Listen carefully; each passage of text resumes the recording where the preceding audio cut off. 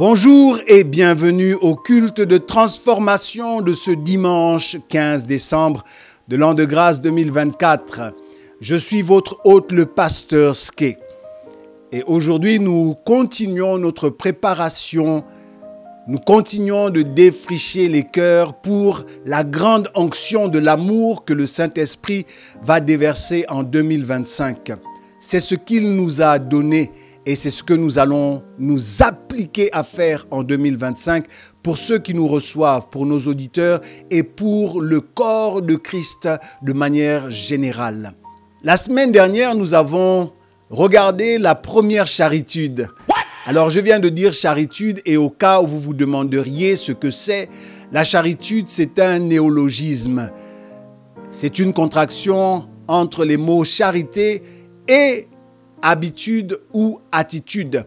La charitude est donc une bonne habitude ou attitude de la charité.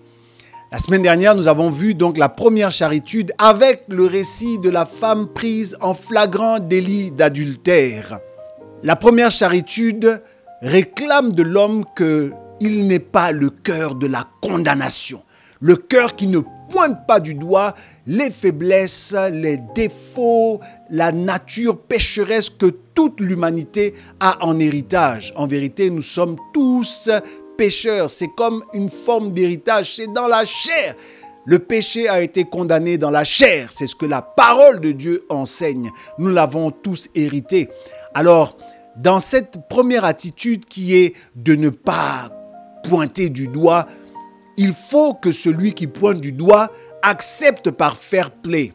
Et j'emprunte ce mot au sport, par fair play que une fois que tu as pointé le doigt, tu dois accepter que les autres aussi pointent le doigt sur toi concernant les grossièretés qu'ils observent chez toi. Et oui, nous en avons tous. Nous avons tous des difformités, nous avons tous des défauts, nous avons tous des faiblesses. En plus de ça, j'aime bien l'adage africain qui dit que lorsque tu pointes un doigt vers autrui, il y a 4 doigts qui sont retournés vers toi. Ce qui dit en gros qu'un seul doigt pointe une seule grossièreté chez autrui, alors que 4 de tes propres doigts se sont tournés vers toi pour pointer tes grossièretés à toi aussi. Et donc, personne ne gagne à ce jeu d'accusation. Personne ne gagne à ce jeu de condamnation. Nous sommes tous perdants quelque part. La deuxième attitude de la charitude, de la première charitude, c'est le fait que duralex sed lex. La loi est dure, mais c'est la loi. En vérité, la dureté de la loi, la rigueur de la loi s'applique à tout le monde. Et lorsqu'elle est dure pour certains et qu'elle est soft, ramollie, douce pour les autres, tout le monde voit là une forme d'injustice. Personne n'est d'accord avec ça. Si la loi est dure, elle doit être dure pour tout le monde. C'est un avantage, mais c'est aussi un inconvénient.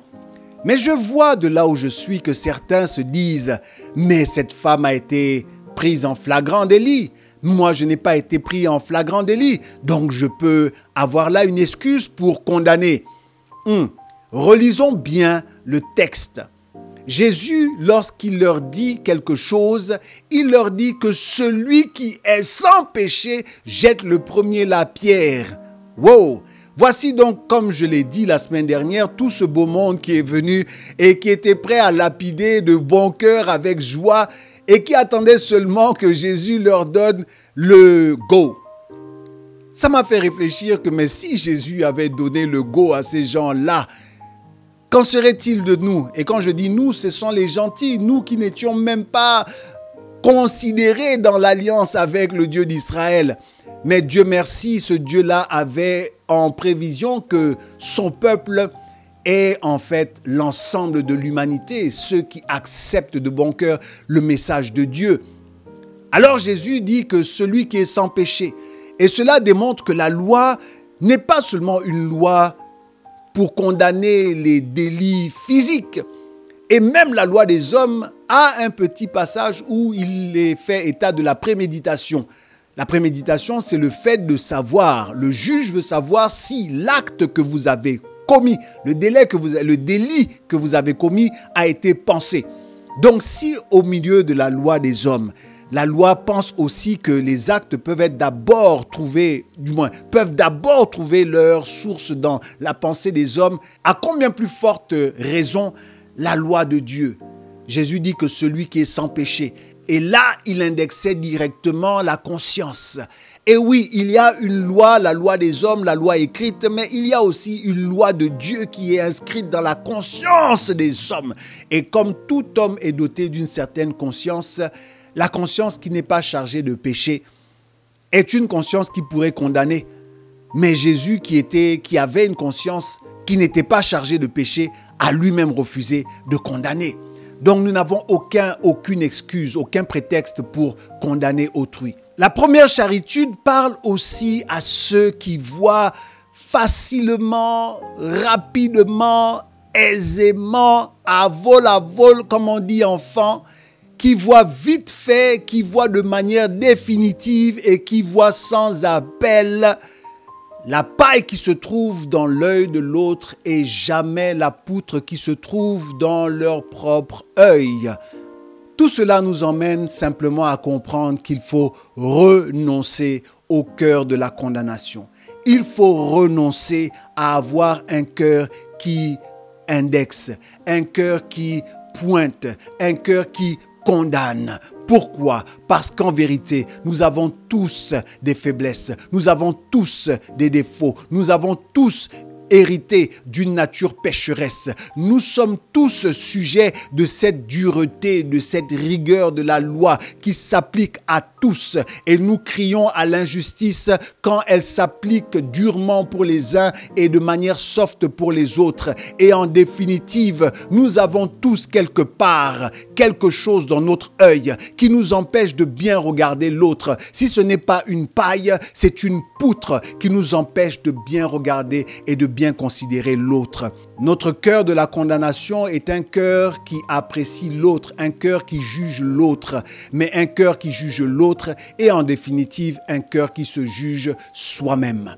La première charitude nous appelle à renoncer au cœur de la condamnation, à cet état d'esprit, à ce mindset du juge impitoyable, du doigt accusateur, car ce faisant, nous jouons alors le même rôle que Satan qui est l'accusateur des frères. Avoir le cœur de la condamnation, c'est avoir le cœur de Satan lui-même. Apocalypse, le chapitre 12, le verset 10, nous dit que Satan excelle dans son rôle d'accusateur et que nous ne voulons pas lui ressembler. Nous ne voulons pas lui ressembler. Il n'y a personne qui peut exceller dans le rôle de l'accusation, du doigt accusateur que Satan lui-même. Aujourd'hui, nous voulons donc regarder la deuxième charitude, la deuxième bonne habitude ou attitude de l'amour et nous allons parler du pardon juste après ce temps de prière. Abba Père, nous te rendons toute la gloire. Le règne est à toi, la puissance et la gloire. Père, voici ce deuxième culte de préparation, de labourage du cœur en vue de recevoir une onction d'amour qui va nous bénir. En des temps où l'amour du plus grand nombre tend à se refroidir à cause de l'iniquité galopante, à cause de l'iniquité qui ne cesse de croître, en des temps pareils, nous recevons ton message d'amour dans un cœur qui doit d'abord être labouré. La Bible déclare que tu as envoyé ton messager Jean devant Yeshua HaMashiach afin de préparer les cœurs, afin de préparer la voie du Seigneur, afin de ramener le cœur des pères vers les fils et le cœur des fils vers les pères.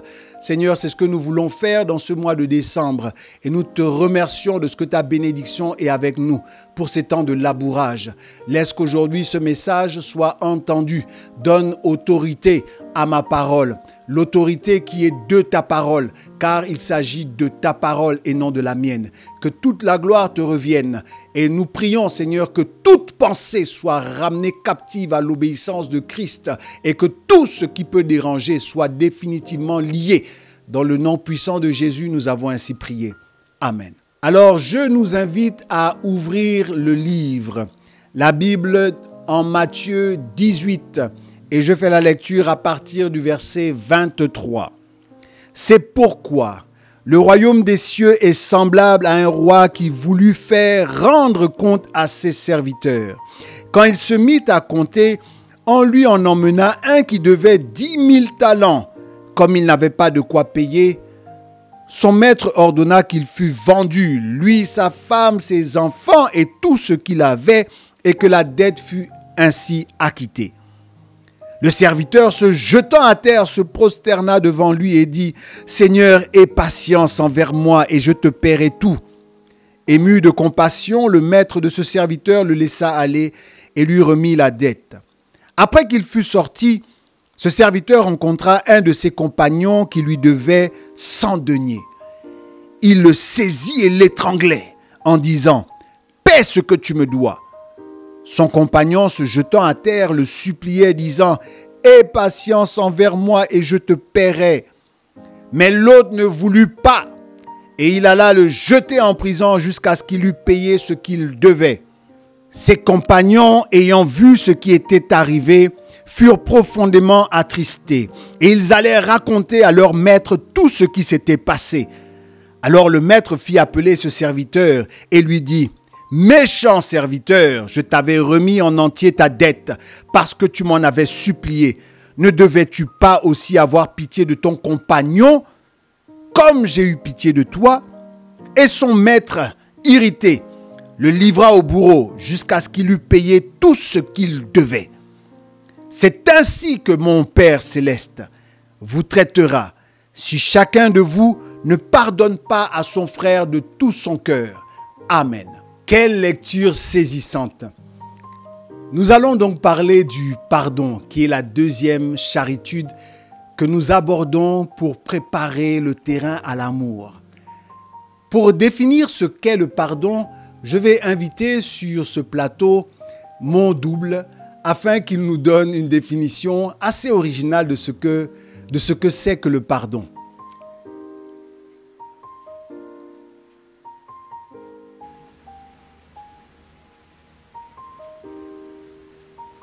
Pour l'homme, le pardon, c'est la puissance de l'amour qui réconcilie avec Dieu et oublie le négatif. Néologisme inspiré par le Saint-Esprit. Merci.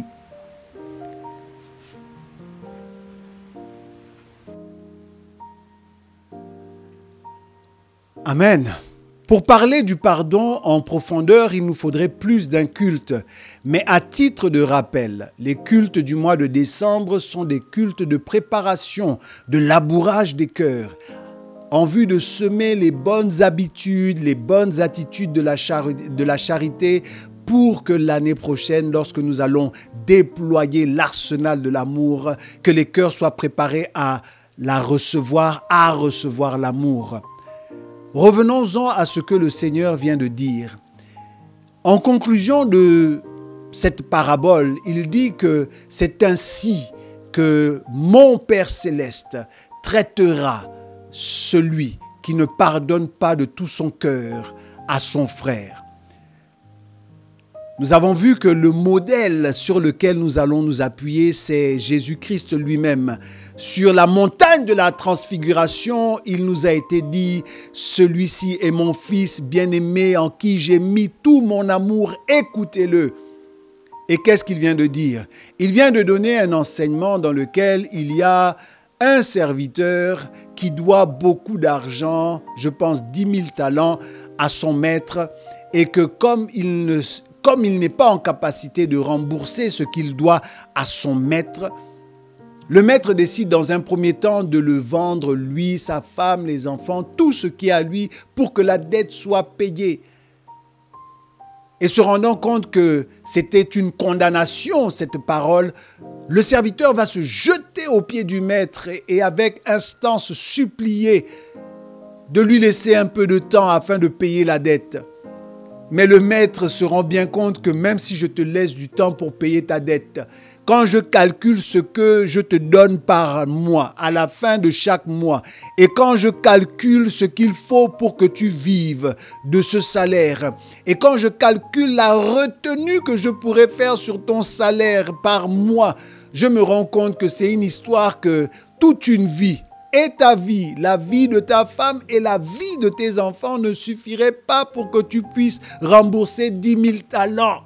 Mais question, comment en est-il arrivé à devoir autant à son maître?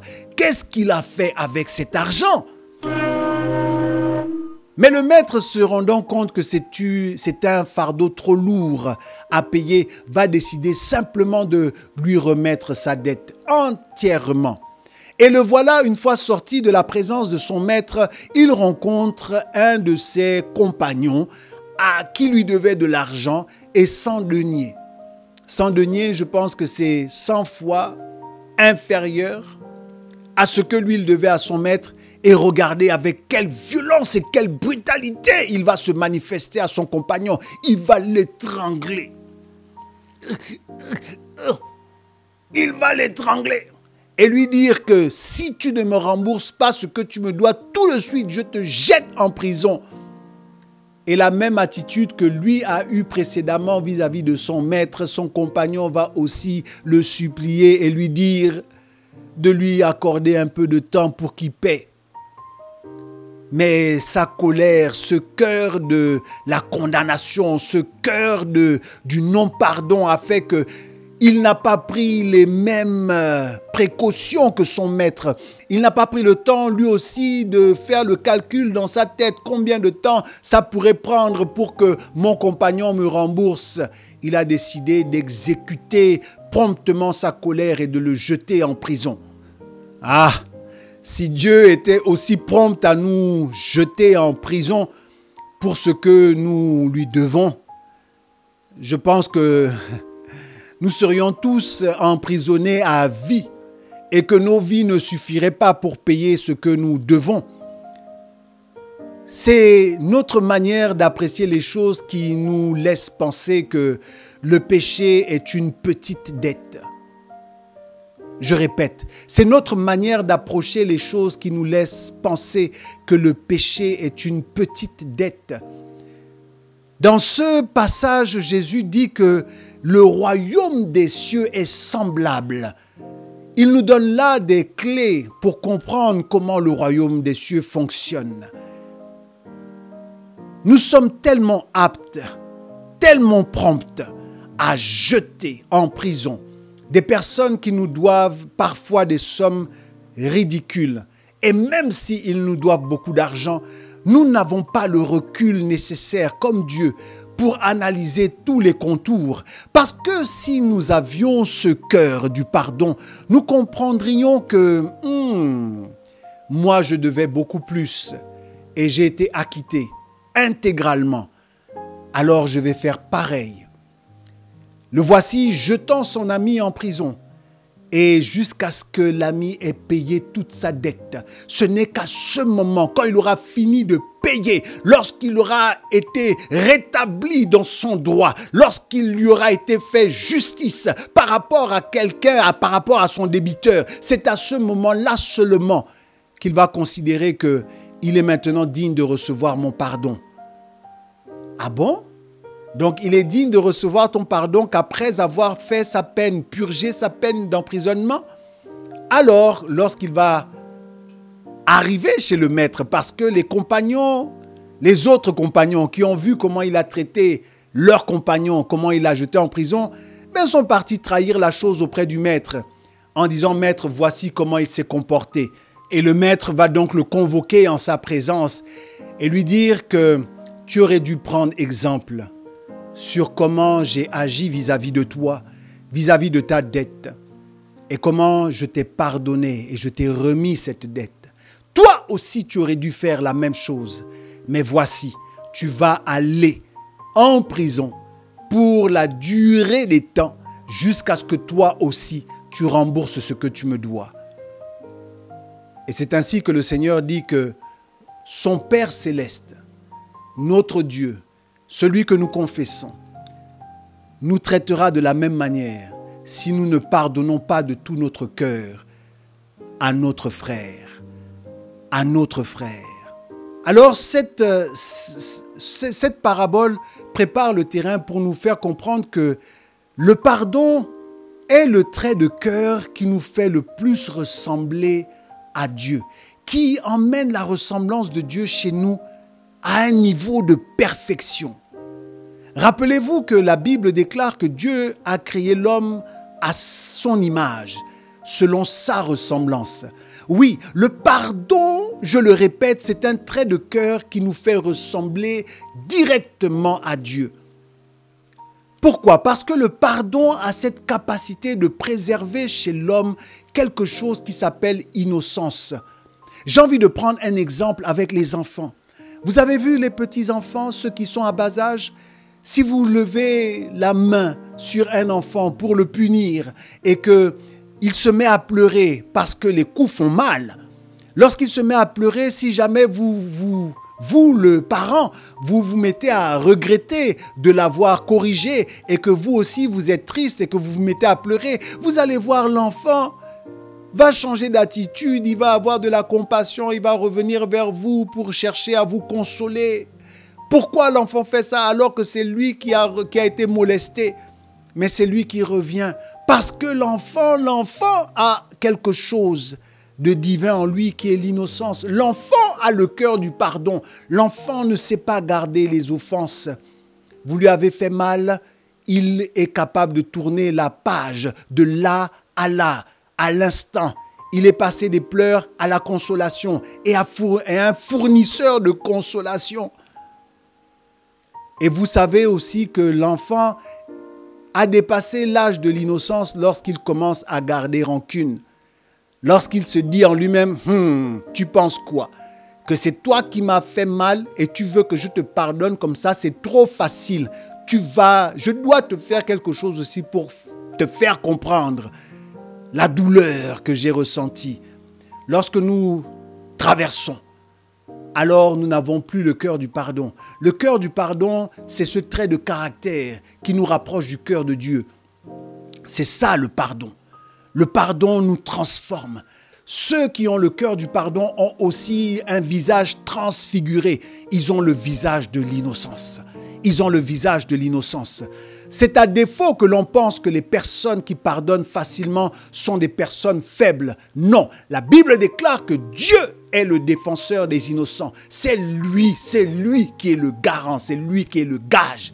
Dieu aime les innocents. Dieu aime les personnes qui n'ont pas la conscience chargée parce qu'elles-mêmes, elles refusent de se charger la conscience et qu'elles ont un cœur d'innocent. Alors Dieu les défendra. C'est à tort que l'on pense que ceux qui ont le cœur du pardon sont des faibles. Parce que en pardonnant chaque fois, vous ne savez pas ce que Dieu lui réclame. Vous ne savez pas ce que dans le monde spirituel le Seigneur fait. Il ajoute des charbons ardents sur la tête. Il ajoute des chardons et ainsi de suite. Et attention, à un moment donné, à la chauve qui est produite par les charbons ardents que Dieu met. Attention au retour de manivelle. Attention au retour de bâton. Attention à ce Dieu qui ajoute chaque fois qu'un innocent a pardonné. Attention à cette rétribution. Mais peut-être poserez-vous la question, quel est le lien entre le pardon et le fait de remettre la dette à quelqu'un? Dans l'enseignement de Jésus, je crois qu'il y a la possibilité de faire un lien entre le Yom Kippour, le grand jour du pardon, qui est la fête principale chez les Juifs. Le jour du grand pardon, c'est aussi le jour du rachat. C'est le jour où quelqu'un peut se racheter. Nous voyons que ce maître décide de faire table rase du passé. Il décide de mettre les pendules à zéro. Il décide qu'il y a un nouveau départ. Il décide que l'autre peut être déchargé du poids de sa faute afin d'être une personne nouvelle. Parce que plus la faute est lourde et plus on a tendance à se rabaisser, à se diminuer. Oui, le jour du grand pardon est pensé aussi comme étant un jour où Dieu a 3 cahiers devant lui. Les cahiers de ceux qui sont dans le livre de la vie, de ceux qui ne sont pas. et puis de ceux qui sont à cheval. Et ça, c'est pour l'année en cours. On demande pardon à Dieu pour l'année en cours avec l'espoir de passer d'un cahier à un autre. Et le cahier dans lequel tout le monde aimerait se retrouver, c'est le cahier de la vie. Le cahier où on peut corriger la trajectoire. Le cahier où on peut influencer quelque part notre destinée. Le cahier où on peut dire à Dieu, pardonne et fais quelque chose de nouveau. Un nouveau départ. Laisse-moi la possibilité de me reconstruire. Laisse-moi la possibilité de croire. Laisse-moi la possibilité d'agir selon ta volonté. Laisse-moi la possibilité d'être une autre personne. Laisse-moi la possibilité de rattraper ma faute. Laisse-moi la possibilité de corriger mon erreur. Oui, de passer d'un livre à un autre. Et cette disposition de cœur, elle est indispensable à l'amour. Quelles sont les qualités du pardon? Le pardon a des avantages manifestes. Le pardon est la seule puissance qui est capable de briser la chaîne de la culpabilité, de briser la chaîne de la condamnation. Le pardon est capable de faire que votre offrande prenne la voie express pour arriver directement au ciel. Rappelez-vous l'enseignement. Jésus a dit que lorsque tu fais ton offrande, tu as quelque chose, tu te souviens que ton frère a quelque chose contre toi, va et demande le pardon. Ton offrande n'a pas de problème, mais la disposition de ton cœur est importante. Le pardon débloque les situations. Il y a certaines situations de blocage dans nos vies. Il y a des offrandes qui ne parlent pas parce qu'elles ne sont jamais arrivées. Parce que, vous savez, dans la loi, il y a l'offrande et il y a aussi l'état de celui qui présente l'offrande. Ces deux vont ensemble. Des blocages qui sont dus au fait que nous avons envoyé certaines personnes en prison et que nous ne les avons pas encore fait sortir parce que nous n'avons pas laissé la possibilité au pardon de provoquer chez quelqu'un une nouvelle personne. Le pardon est aussi le catalyseur du changement. Dans la notion biblique du pardon, il y a 3 étapes, 3 phases. La première étape, c'est le regret. C'est le fait de regretter ce qu'on a fait, le mal qu'on a fait. La deuxième étape, c'est le fait de chercher à réparer son tort. Et la troisième étape, c'est de changer, de ne plus faire, de prendre conscience et de ne plus être comme nous étions avant. C'est pourquoi le pardon, qui est le catalyseur du changement, c'est la possibilité que tu donnes à autrui d'être quelqu'un de nouveau, de bâtir et de repartir sur de nouvelles bases, sur de nouveaux fondements. Et c'est ce que Dieu fait.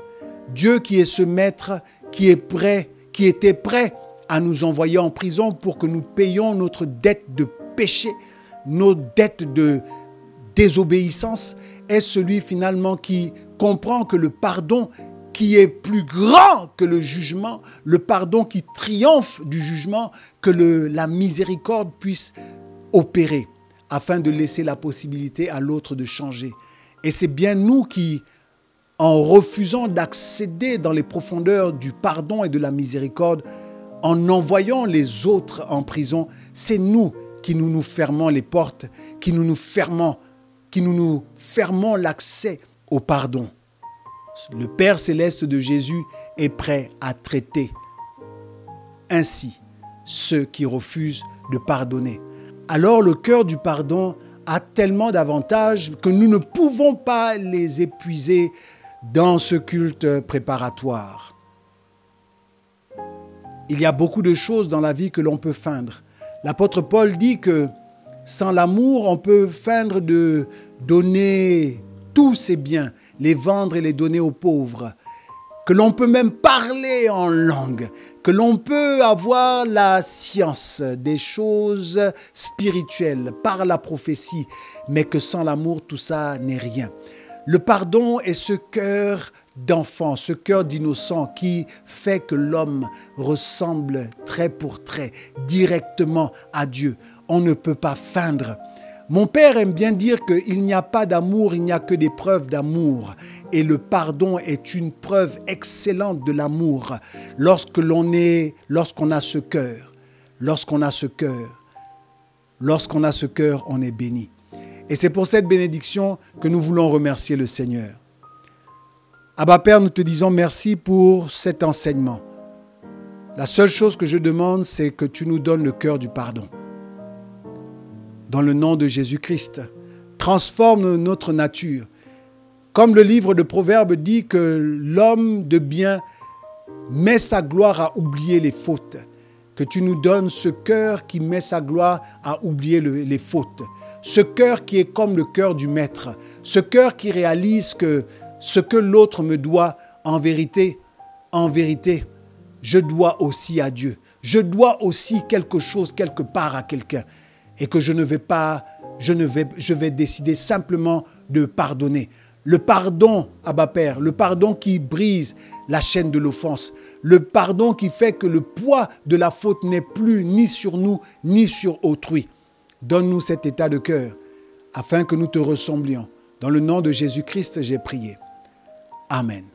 Alors que nous sommes arrivés à la fin de ce culte, il y a quelques points de prière inspirés de la méthode Teach and Pray, qui est le fait d'enseigner et de lever des points de prière afin que nous puissions prier, car il est bon et agréable de joindre l'enseignement à la prière. La prière nous fait l'ambano, la prière nous fait recevoir. La prière fait que nos cœurs ont entendu et ils sont prêts à recevoir le dépôt de Dieu. Alors ces points de prière s'affichent sur l'écran et nous voulons encore vous remercier pour votre fidélité à Magen. Le nombre d'abonnés ne fait qu'augmenter et je nous en supplie, partageons les messages si nous avons été bénis. Ne les gardons pas que pour nous. Aimons la page, laissons des commentaires d'encouragement, même si c'est pour dire un merci, même si c'est pour adresser une prière pour l'homme de Dieu et votre serviteur que je suis. J'en ai besoin. Merci donc. Que la faveur et la grâce de Dieu vous localisent. Ma bénédiction pour vous cette semaine, c'est que le Seigneur, au travers des situations que vous allez vivre, puisse vous démontrer que vous avez reçu le cœur du pardon et que lui qui est le défenseur des innocents, qu'il se lève pour défendre votre cause et que s'il y avait des personnes qui avaient des situations encore bloquées à cause de cet état d'esprit, de cet état de cœur, du pardon qu'ils n'avaient pas, qu'en manifestant le pardon et qu'en accordant leur pardon, qu'ils puissent avoir des déblocages dans le nom puissant de Jésus. Que le Seigneur repousse les limites, qu'il accepte favorablement les offrandes. Les offrandes de quelqu'un qui a laissé là son offrande pour aller demander pardon. Je me rappelle qu'au début de ma conversion, le pasteur qui m'a plongé dans les eaux du baptême a prêché sur le pardon. Et au sortir de là, j'avais écrit une liste des personnes à qui je devais demander pardon pour mon mauvais comportement, pour mes péchés vis-à-vis d'eux. Et je me souviens que les temps qui avaient suivi, j'avais pris mon calepin, j'avais pris mes pieds, j'avais pris mon numéro de téléphone, j'avais pris mon téléphone pour appeler et demander pardon. Et si vous trouvez que c'est une bonne attitude, vous êtes les bienvenus pour l'imiter. Oui, il faut imiter ce qui est bien. Et en faisant ainsi, je crois que cela a pu m'ouvrir une voie pour la méditation, pour découvrir le Seigneur, pour avoir des révélations. Je vous dis merci et nous nous disons à la semaine prochaine pour le 3e trait de caractère, pour la 3e charitude qui sera dire merci, savoir dire merci ou les actions de grâce. Béni soyez-vous chez vous. Nous nous disons à la semaine prochaine dans la paix et la grâce. Amen.